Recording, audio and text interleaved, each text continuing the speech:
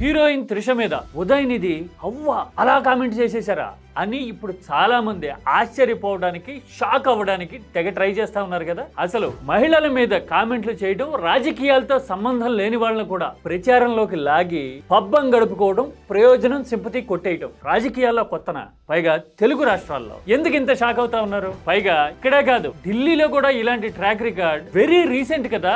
అసలు ఈ జనరేషన్ ఏంటి ఇలా తయారైపోయింది? కనీసం గౌరవ మర్యాదలు లేవని మాట్లాడుతున్న వాళ్లే మహిళల విషయంలో వితంతువు అనే మాట చుట్టూ ఎలాంటి రాజకీయం నడిపారు అనేది తెలిస్తే ఆశ్చర్యం కాదు, షాక్ కాదు, అంతకుమించి ఏదన్నా కావాలి. ఎందుకని ఈ మాట చెప్తున్నా? ఎవరినో సమర్థించడానికో ఎవరినో విమర్శించడానికో కానే కాదు సుమా. తమిళనాడు అయినా, ఏపీ, తెలంగాణ అయినా, ఢిల్లీ అయినా గానీ మహిళల్ని రాజకీయాల్లోకి లాగి కామెంట్లు చేసి ప్రయోజనం ఎవరు పొందుతారు, తెల్ల ముఖాలు వేస్తూ చూస్తూ ఉండిపోవాల్సిన పరిస్థితుల్లో ఎవరు మిగిలిపోతున్నారు అనేది చెప్పడం మాత్రమే ఇక్కడ ఉద్దేశం. మరి చెక్ చేద్దామా? మన రీసెంట్ హిస్టరీ గానీ, ఢిల్లీ ట్రాక్ రికార్డ్ గానీ చూస్తే త్రిష మీద చేసిన కామెంట్లు గానీ ఇప్పుడు తమిళనాడు కుతలు ఆడుతా ఉంది కదా. ఆ వివాదమైన ఏ పాటిది అర్థమవుతుంది మనకి. చూద్దాం రండి.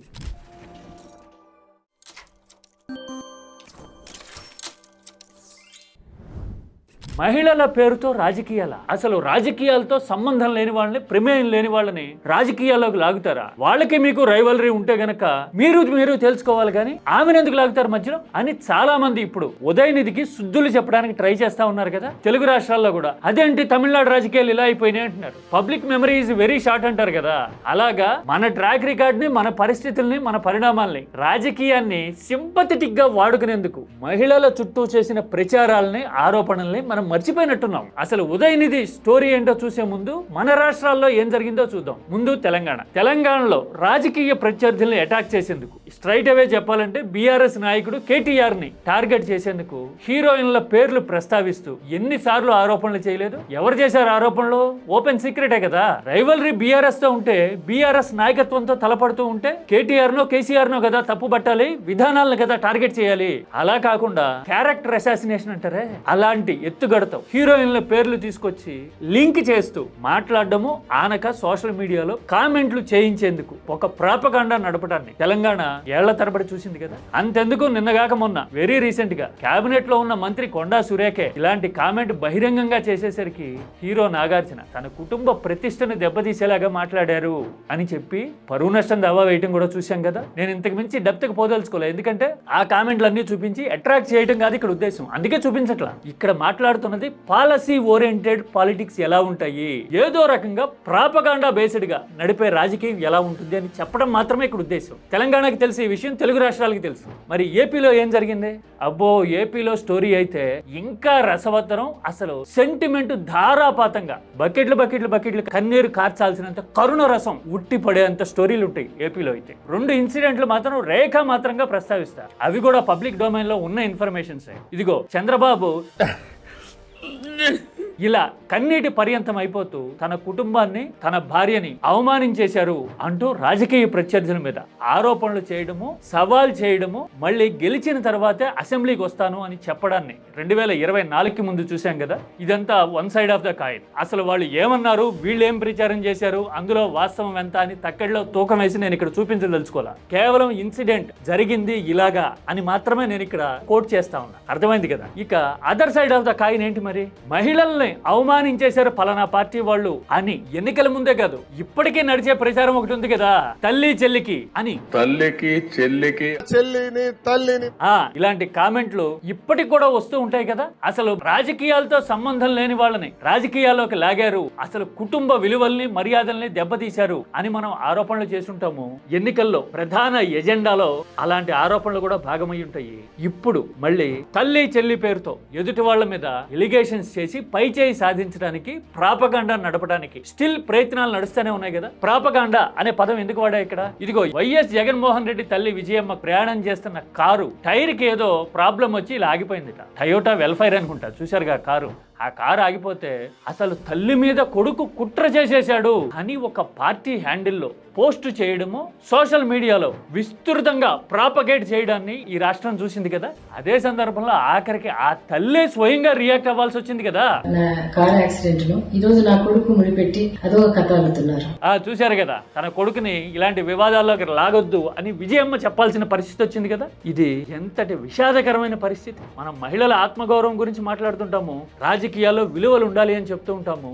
ఆఖరికి తల్లి కొడుకు సంబంధ బాంధవ్యాల విషయంలో కూడా మనం రాజకీయ ప్రాపగండ నడిపితే ఆ తల్లే తన కొడుకుని ఇలాంటి వివాదాల్లోకి లాగొద్దు అని చెప్పాల్సి రావటం. ఇన్ఫాక్ట్ వాళ్ళిద్దరి మధ్య ఎన్ని వివాదాలైనా ఉండనివ్వండి, కోర్టు కేసులైనా నడుస్తూ ఉండనివ్వండి, అలా నడుస్తున్నా కూడా తల్లి యాక్సెప్ట్ చేయలేనంత బాధాకరమైన పరిస్థితిని క్రియేట్ చేశాము అంటే రాజకీయాలు ఎలా తయారైనట్టు, అవునా కదా? అందుకే అంటున్నది, ప్రాపగేట్ చేయాలి అనే టార్గెట్ ఓరియంటెడ్ గా ఉండే రాజకీయాలకి, అసలు పబ్లిక్ ఎజెండా ఓరియంటెడ్ గా ఉండే రాజకీయాలకి డిఫరెన్స్ ఏంటి అని చెప్పడానికి మన రెండు రాష్ట్రాల్లో జరిగిన పరిణామాలు చూస్తే అంతకంటే వేరే నిదర్శనాలు ఉదాహరణలు కావాలా? ఇక ఢిల్లీ అన్నా కదా, ఢిల్లీలో ఏం జరిగింది? 2019 ఎన్నికల్లో చాలా మంది ఇప్పుడు గుర్తు చేస్తా ఉన్నారు. ఇదిగో ఆప్ నాయకురాలు ఆతిషి లాంటి వాళ్ళు అయితే గనక ఇలా ఆ వీడియోస్ అన్నింటినీ గుదిగుచ్చి మళ్ళీ రీపోస్ట్ చేశారు. ఎందుకు అంటే అసలు జంజీ ఏంటి ఇలా తయారైపోయింది, గౌరవ మర్యాదలు లేకుండా విలువలు లేకుండా పోయారు అని మాట్లాడుతూ ఉన్నారు. క్షమించడం, ఇది ఫర్గివ్ చేయడం 15 ఏళ్ల పిల్లను జంజీ వాళ్ళను అనే మాట ఇప్పుడు చర్చనీయమవుతోంది కదా. ఇలా చర్చనీయమవుతున్న టైంలో ఒక మాట మళ్ళీ రీసర్ఫేస్ అయ్యి, అదేంటి? कांग्रेस सरकारों के कागज पे जिस बेटी का जन्म नहीं हुआ वो बेटी की विधवा भी हो गई और पेंशन भी मिलना शुरू हो गया. ఇలాగా ఓ సందర్భంలో ప్రధాని మోదీ చేసిన ఆరోపణ. ఆయన ఏం చెప్తున్నారు అంటే, కాంగ్రెస్ హయాంలో అవినీతి చాలా జరిగింది, అసలు ఆడబిడ్డ పుట్టకుండానే పెరిగి పెద్ద కాకుండానే పెళ్లి జరగకుండానే ఆ బిడ్డ పుట్టేసినట్టు పెళ్లి అయిపోయినట్టు ఆమె వితంతు కూడా అయిపోయినట్టు ఆమెకి పెన్షన్ ఇచ్చేసినట్టుగా చూపించి లూటీ చేశారు అని చెబుతూ, ये कांग्रेस की कौन सी विधवा थी जिसके खाते में रुपया जाता था? ఆ సొమ్మంతా ఏ కాంగ్రెస్ వితంతు ఖాతాలోకి పోయింది అన్నారు. అంటే ఎవరిని ఉద్దేశించన్నట్టు? ఆ వితంతు భర్త ఎలాంటి సందర్భంలో ప్రాణాలు కోల్పోయారు? బహుశా కాంగ్రెస్ కి నోరు లేకనో, లేదంటే మీడియాలో తగినంత స్పేస్ దొరకనో డిఫెండ్ చేసుకోలేకపోయినట్టుంది కాంగ్రెస్ అప్పట్లో. ఇప్పుడు మళ్ళీ ఆ వ్యాఖ్యలు రీసర్ఫేస్ అవుతా ఉంది. అంటే ఆ పార్టీని ఈ పార్టీని బేరీ చేసి తక్కెట్లో వేసి తూకం తూయటం కాదు ఇక్కడ ఉద్దేశం. మహిళల విషయంలో ఎలాంటి కామెంట్లు చేస్తామో అని చెప్పడానికి ఇలాంటి సందర్భాలు కోకొల్లలు కదా. ఇక తమిళనాడులో ఏం జరిగింది రీసెంట్ గా ఆల్రెడీ కీటాక్స్ లో చూపించా, చెప్పాను నేను. కావేరీ జలాల వివాదం విషయంలో ఆందోళన జరుగుతా ఉంది. ఇలాగా త్రిష అని డిఎంకే కార్యకర్తలు నినాదాలు చేశారు. ఆ సందర్భంలో ఉదయనిధి ఇలాగా ఏ వాటర్ వచ్చినా రాకపోయినా ఆ వాటర్ రావాల్సిందే అంటూ వెటకారంగా ఒక నవ్వు నవ్వారు. అంతే, అరెస్ట్ జరిగింది కదా. అరెస్ట్ జరిగితే అలా వెళ్ళి ఇలా వచ్చేయటం అంటారే, అలాగా హైకోర్టు వెంటనే రిలీజ్ చేయాలి అని ఆదేశించింది కదా. రిలీజ్ అయ్యి వస్తూ ఉదయనిధి ఏమన్నారో చూడండి. இந்த பொய் வழக்கு போட்டு பயமுறுத்தலான்னு இந்த அரசு நினைச்சாங்க. அதற்கெல்லாம் பயப்படக்கூடிய ஆள் நான் கிடையாது. మేము సబ్జెక్ట్ మాట్లాడుతున్నాము, సబ్జెక్ట్ మాట్లాడే సరుకు లేక ఇలాగా మహిళని అడ్డు పెట్టుకుని రాజకీయాలు చేయాలనుకుంటున్నారు. అసలు నేను ఎవరి పేరు ప్రస్తావించా అంటున్నాడు కదా ఆయన ఉదయనిధి. టాక్టికల్ గానే డైలాగ్ కొట్టుండొచ్చు, పేరు ప్రస్తావించకుండానే అనాలనుకున్నది అనుండొచ్చు. కానీ ఇక్కడ పాయింట్ ఏంటి? అసలు వివాదం పర్సనలైజ్ అయిపోయింది. ఆ వచ్చిన పేరు, ప్రస్తావించిన పేరుకి సినీ గ్లామర్ ఉండేసరికి జనమంతా అటు చూశారు. అసలు ఎజెండా పక్కకు పోయింది కదా. ఏంటి అసలు ఎజెండా? కావేరీ జలాల విషయంలో ఏం చేస్తున్నారు అని డిఎంకే అడిగేదైనా ఏం చేస్తున్నామో టీవీకే విజయ్ పార్టీ అధికారంలో ఉన్న ముఖ్యమంత్రి చెప్పలేదు. అసలు కార్యాచరణ ఏంటో ప్రకటించలేదు అనేదైనా కానీ పక్కకి వెళ్ళిపోయింది కదా. ఇది కదా అసలు పాయింట్. ఇదే వరుసలో డిఎంకే అంటా ఉంది, ప్రభుత్వం పేరుతో సర్కస్ నడుపుతున్నారు తమిళనాడులో, కేబినెట్ కాదు గ్రూప్ ఆఫ్ కమిడియన్ అని కామెంట్లు చేస్తా ఉన్నారు. అంటే పూర్తిగా ఆ నటి పేరు ప్రస్తావనకు వచ్చేసరికి రాజకీయం పర్సనలైజ్ అయిపోయింది, అసలు ఎజెండా పోయింది పక్కకి. ఇలా అసలు ఎజెండా పక్కకి పోతే ఎవరికి నష్టం? ఉదయనిధిగా, విజయ్కా? వాళ్ళిద్దరికీ నష్టం లేదు. బ్రహ్మాండంగా ఎవరి శక్తి సామర్థ్యాల కొద్దీ వాళ్ళు నెక్స్ట్ ఎలక్షన్ లో ఫైట్ చేస్తారు, అధికారంలోకి రావాల్సిన వాళ్ళు వచ్చి చేరుతారు. కానీ పర్ఫార్మెన్స్ గురించి మాట్లాడకపోతే, ఎజెండా గురించి మాట్లాడకపోతే, ప్రభుత్వం ఇష్యూ బేస్డ్ గా రెస్పాండ్ అవ్వకపోతే నష్టం ఎవరికి? సో కాల్డ్ జనానికి కదా. ఇది కదా అసలు పాయింట్. మీకు తెలుసా అసలు రాజకీయాల్లో ఈ మహిళల ప్రస్తావన రావడము, రాజకీయాల్లో నేరుగా లేని కుటుంబ సభ్యులు, సన్నిహితుల పేర్లు ఇలా ప్రస్తావనకి రావడం వెనక అసలు వ్యూహం ఏముంటుందో తెలుసా? సింపుల్, మూడు కారణాలు ఉంటాయి. ఒకటి, ఎజెండాని డీవియేట్ చేసేయటం. అసలు ఎజెండా పోవాలా, ఎమోషనలైజ్ అయిపోవాలా, కన్నీళ్లు పెట్టుకుని పలానా వాళ్ళని అవమానించేశారనో జనాన్ని పోలరైజ్ చేసేయటం అనే పాయింట్ దీని వెనకుంటుంది. రెండోది, పనితీరు ఆధారంగానో ఇష్యూ ఆధారంగా ఆధారంగానో కాకుండా ఎదుటి వాళ్ళ క్యారెక్టర్ ని తప్పు పట్టేస్తూ ఏది ఇలా చీప్ గా మాట్లాడేశారు అనే ప్రచారాన్ని తెర మీదకి తీసుకొచ్చేసి ఎదుటి వాళ్ళని డీఫేమ్ చేయడం ద్వారా వాళ్ళ వాల్యూని అసలు పనితీరుతో సంబంధం లేకుండానే తగ్గించడం అనే ఎత్తుగడ రెండోది. ఇక మూడోది బడుతున్న వాళ్ళదే బర్రె అంటారు కదా,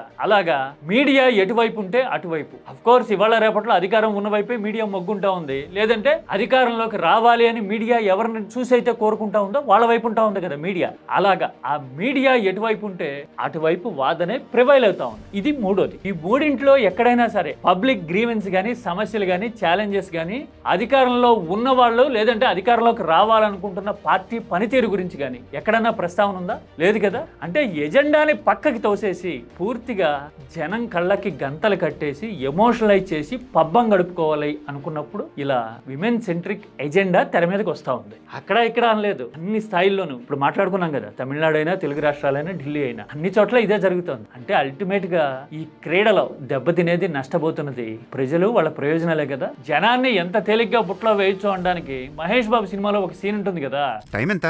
షార్ప్ 7:30. ఇదిగో టైం ఎంత అయింది అని చూసుకుంటున్నాడు కదా, వెంటనే ఓ డైలాగ్ ఉంటుంది కదా, సమంత వస్తుంది షాప్ ఓపెనింగ్ అని. పక్క వీధిలో కేఎల్ఎం ఓపెనింగ్ కి సమంత వస్తుందా అనేసరికి చూడండి జనం ఎలా పరిగెత్తారు. అంటే అప్పటి వరకు అక్కడ ఏం జరుగుతుంది, ఆ సీరియస్నెస్ ఏంటి, ఆ గ్రావిటీ ఏంటి అనేది అంతా పోయింది. ఆమె వస్తా ఉంది, బొంగమూతి పెట్టి హట్టు అంటుందట. ముగ్గుముతి పెట్టాడు అవి హట్టు ఆసామంతారా ఆమెనా అని వీళ్ళందరూ పరిగెత్తారు. చూసారా, జనం మైండ్ సెట్ మీద, మెంటాలిటీ మీద వేసిన భీకరమైన ప్రాక్టికల్ సెటైర్ అది. మనకి అర్థమైంది ఎప్పుడైనా.